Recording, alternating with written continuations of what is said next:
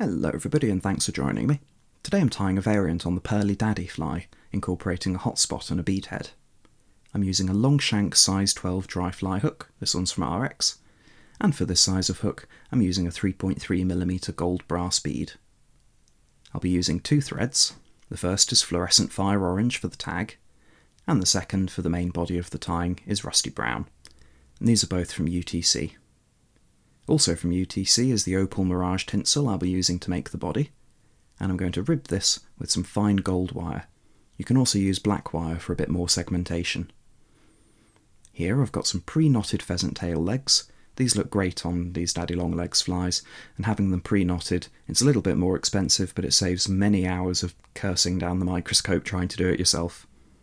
For the wings I'm using some cheap hackle, some grizzly hackle tips, and here I've got my nice stuff, Whiting Farms Euro hackle in brown for the collar. So let's get started. I've loaded a bead onto my hook, and I'm going to cast on my first thread, which is the fluorescent orange, just behind that bead. I'm going to trim away the excess and carry it all the way down after spinning it flat. I'm not trying to build up too much bulk on the main body at this point, we just want to get down to the curve of the hook so we can start building up that tag. Again, I've tried to spin it nice and flat so that the thread lies smoothly. I'm just going to build up a densely coloured tag on this fly using several layers, and I'm just going to take a moment, spin it flat again, because I don't want to have a lumpy bottom on the fly. You can see how quickly that colour builds up. It's a really saturated orange, and it's a little bit UV reactive as well. I think it just adds a little bit of something to this fly. Really, this is an all-out attractor pattern.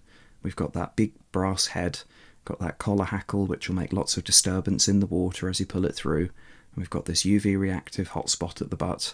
It can really work well if the trout are onto daddies.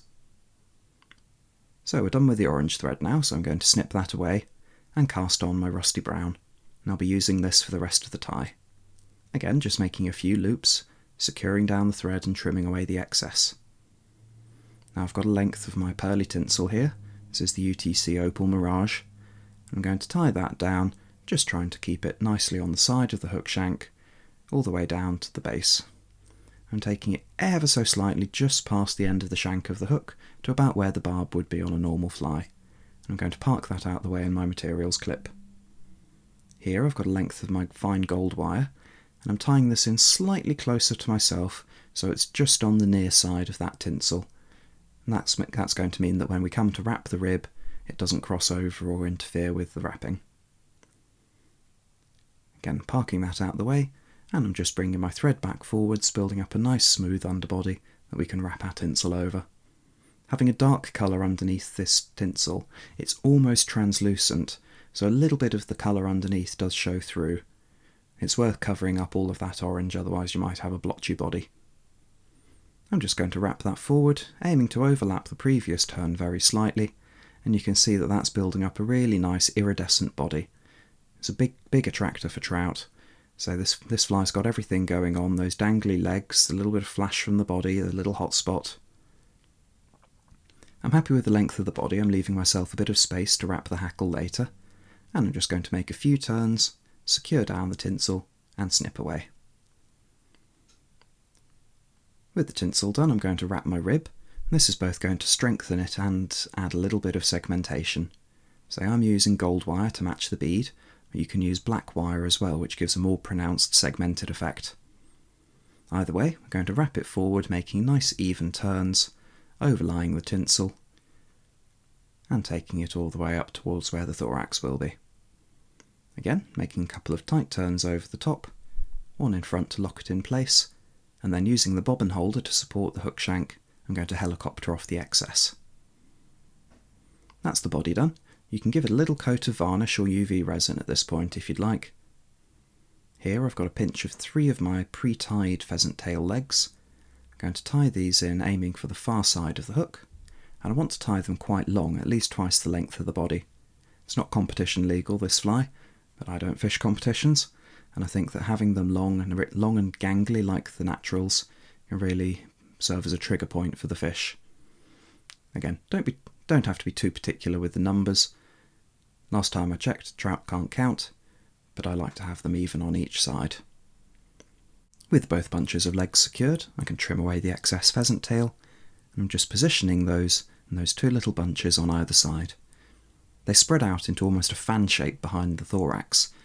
If you live in the UK or you've seen daddy long legs flying around, you'll know that they really are quite gangly and ungainly creatures. The next material I'm going to be tying in is the wings, and I've prepared my two little hackle tips here, and angling just in front of that V-shaped bunch of legs that we put in, I'm going to tie those in, and you'll see that it twists itself naturally round into a 45-degree slant forwards, and that's what I'm aiming for. It just means that they sit nicely in front of the legs and don't get too tangled up. I'm securing down those bits of extra stem and trimming away the excess. You can see we've built up a little bit of bulk in the thorax, and that's going to help to keep that bead in place as well.